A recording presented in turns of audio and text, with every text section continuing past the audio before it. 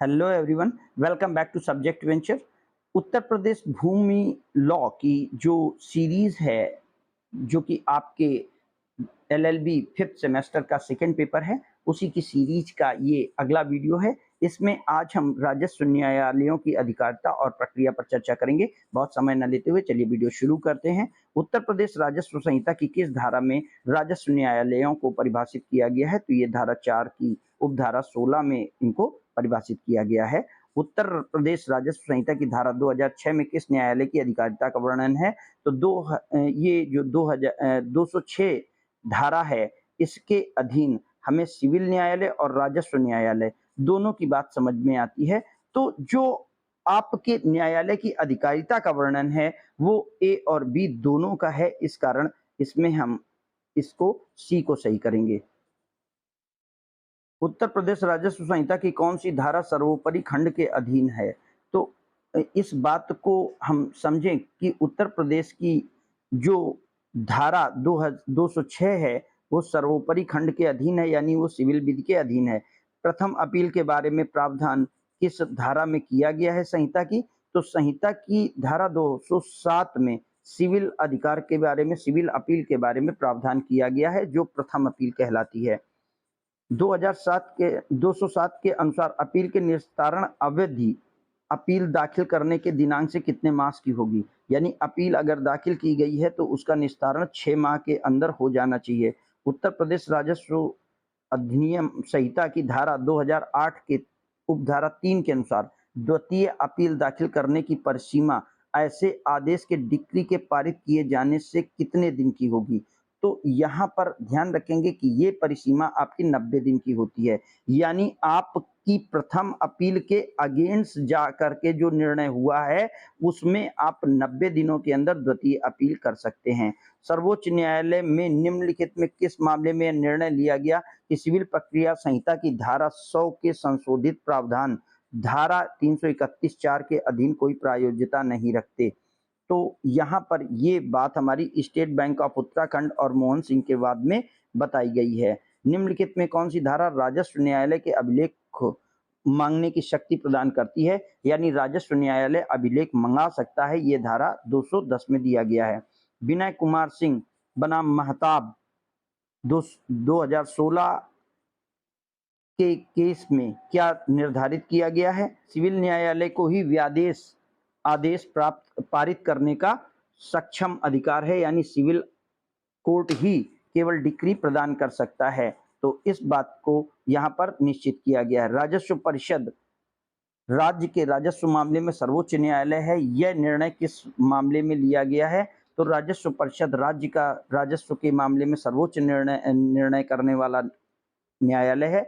ये बात श्रीमती कला देवी बनाम राजस्व परिषद के बाद में आई है। इसका मतलब ये हुआ कि राजस्व परिषद के अगेंस्ट नो अपील होगी। ये बात याद रखेंगे।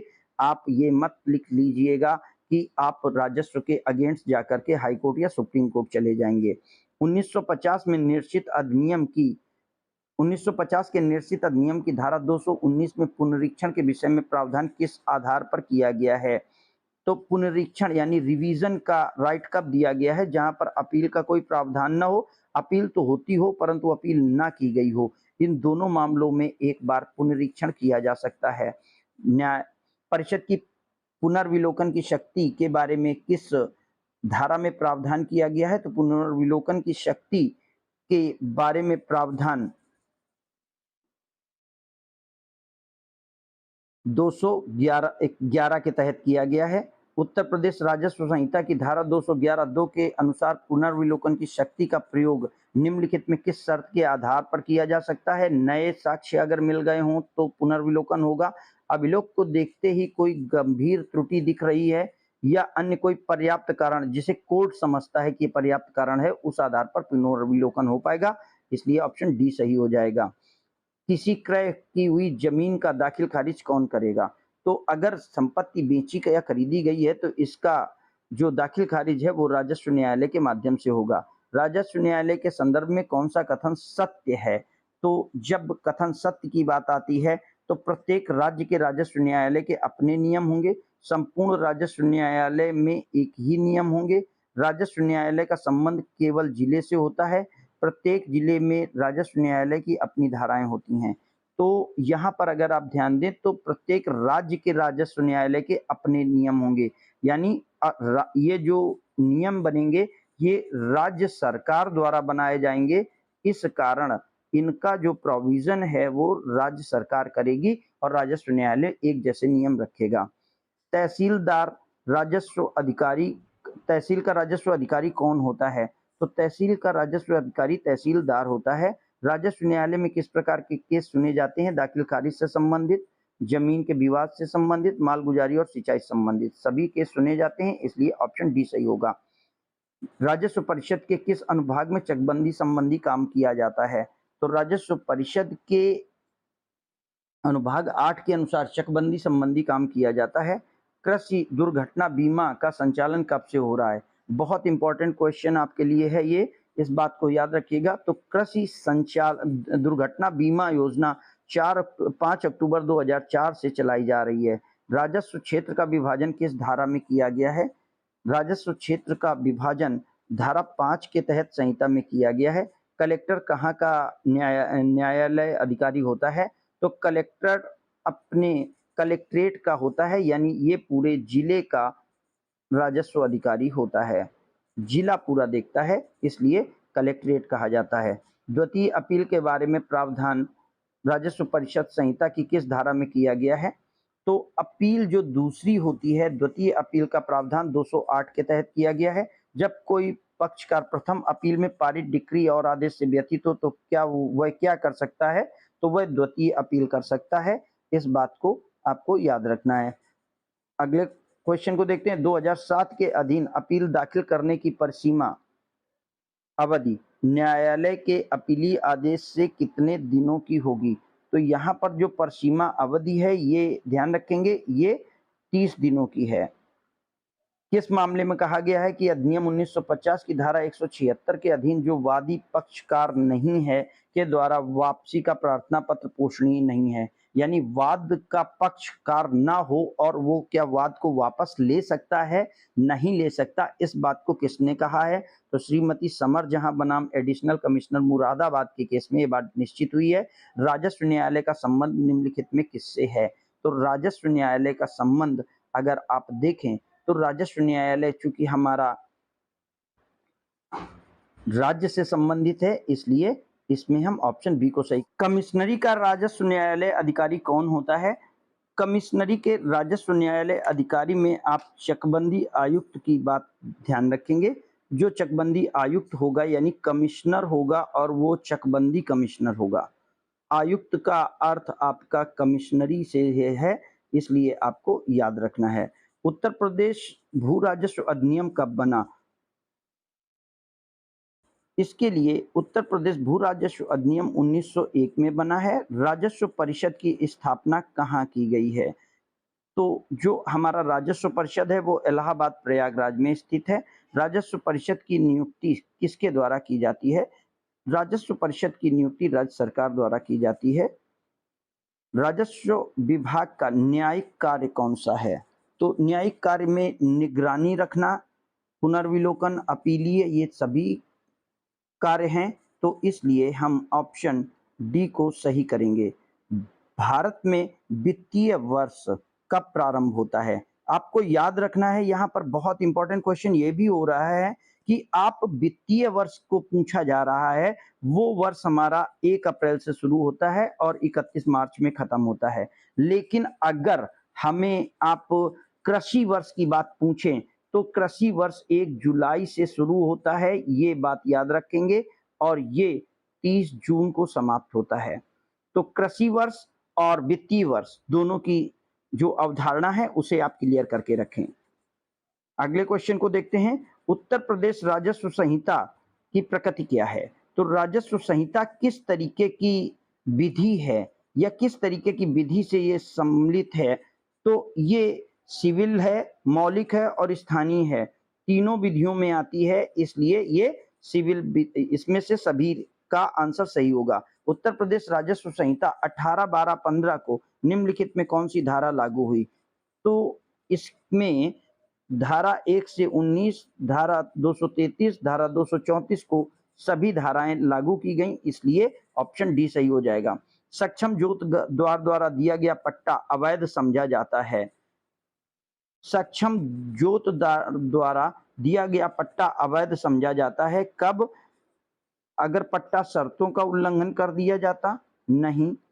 हमेशा के लिए पट्टा रद्द किया जाना होगा, नहीं। यदि पट्टा शर्तों के अधीन अन्वीकृत धारा 96, 95 और 97 द्वारा दिया गया है, यानी यही सही होगा, क्योंकि इन धाराओं के अधीन अगर कोई पट्टा दिया जाता है तो वो पट्टा आपका अवैध समझा जाएगा। निम्नलिखित में कौन सा राजस्व न्यायालय नहीं है? कमिश्नर, अभिलेख अधिकारी, बंदोबस्त अधिकारी, लेखपाल। राजस्व न्यायालय लेखपाल नहीं है, चूंकि लेखपाल राजस्व कर्मचारी है, अधिकारी नहीं है। निम्नलिखित में कौन सा राजस्व अधिकारी है? कलेक्टर नहीं है, पूछा गया है, ध्यान रखेंगे। कलेक्टर है, सहायक कलेक्टर है, तहसीलदार और रेवेन्यू बोर्ड के सदस्य। इन चार में से कौन आपका राजस्व अधिकारी नहीं है? तो आपका कलेक्टर राजस्व अधिकारी में माना जाता है, सहायक कलेक्टर माना जाता है, तहसीलदार माना जाता है। रेवेन्यू बोर्ड के सदस्यों को हम इसमें शामिल नहीं करेंगे, इसलिए आपका ऑप्शन सी इसका सही हो जाएगा। किस वाद में उच्च न्यायालय ने यह अभिनिर्धारित किया गया है कि नक्शे और खसरे का केवल उन्हीं गलतियों को ठीक किया जाता है जो लिपिक स्वभाव की हैं, यानी केवल जो ह्यूमन एरर्स हैं वही ठीक की जा सकती हैं, बाकी चीजें ठीक नहीं की जाएंगी। ये बात श्रीमती रेखा सिंह बनाम उत्तर प्रदेश राज्य 1973 के केस में डिसाइड हुई है। राजस्व बोर्ड के सदस्य न्यायिक कार्य नहीं करते हैं, तो सदस्य किसी भी तरीके के न्यायिक कार्य नहीं करते हैं, तो मूल वादों की सुनवाई ये नहीं करते, क्योंकि वे राजस्व अधिकारी नहीं हैं। भू राजस्व न्यायालय के अंतर्गत अपीलेट न्यायालय है। अब भू राजस्व के अंतर्गत अपीलेट न्यायालय कौन हो जाएगा? अपीलेट न्यायालय वो होते हैं जिनमें की नीचे से कहीं पर अपील की जाती है, तो अभिलेख अधिकारी, कलेक्टर और कमिश्नर सभी के सभी अपीलेट न्यायालय हैं, क्योंकि सभी के यहाँ अपने अधीनस्थ न्यायालयों की अपील सुनी जाती है। अपील का मियाद होता है, तो अपील का मियाद बेसिकली जब यहाँ पर प्रथम और द्वितीय नहीं लिखा तो 30 दिन ही माना जाएगा। पुनरीक्षण की शक्ति नहीं है। पुनरीक्षण की शक्ति किसको नहीं है? तो पुनरीक्षण के लिए जहां पर अपीलीय अधिकार नहीं दिया गया, अपीलीय अधिकार दिया गया है, तो तहसीलदार को अपने मामले की पुनरीक्षण की शक्ति नहीं है। अधिनियम के प्रावधान के अनुसार उच्च न्यायालय में योजित की जाती है याचिका, यानी याचिका को अधिनियम के अनुसार उच्च न्यायालय में योजित किया जा सकता है अगर आप कलेक्टर के आदेश के विरुद्ध जा रहे हो, ये तो नहीं होगा। आयुक्त के आदेश के विरुद्ध, ये भी नहीं है। राज्य सरकार के विरुद्ध, तो भी नहीं। नियत प्राधिकारी के विरुद्ध अगर आप जा रहे हैं जिसने कि लगान वगैरह को निश्चित किया है, तो आप इसकी याचिका कर सकते हैं। अतिरिक्त भूमि के उपयोग और कब्जे के लिए क्षतिपूर्ति का प्रावधान है। अतिरिक्त भूमि अगर किसी व्यक्ति के द्वारा यूज की जाएगी तो इसमें प्रावधान धारा 16 के तहत है। अतिरिक्त भूमि पर छोड़ी गई संपत्ति का निस्तारण किया जाएगा। अतिरिक्त भूमि पर छोड़ी गई संपत्ति का निस्तारण कलेक्टर के द्वारा किया जाता है। ग्राम पंचायत पैनल वकीलों उच्च न्यायालय की नियुक्ति होती है, तो ग्राम पंचायत के पैनल वकील जो उच्च न्यायालय में मामलों की सुनवाई की पैरवी करेंगे, इनकी नियुक्ति की जाती है।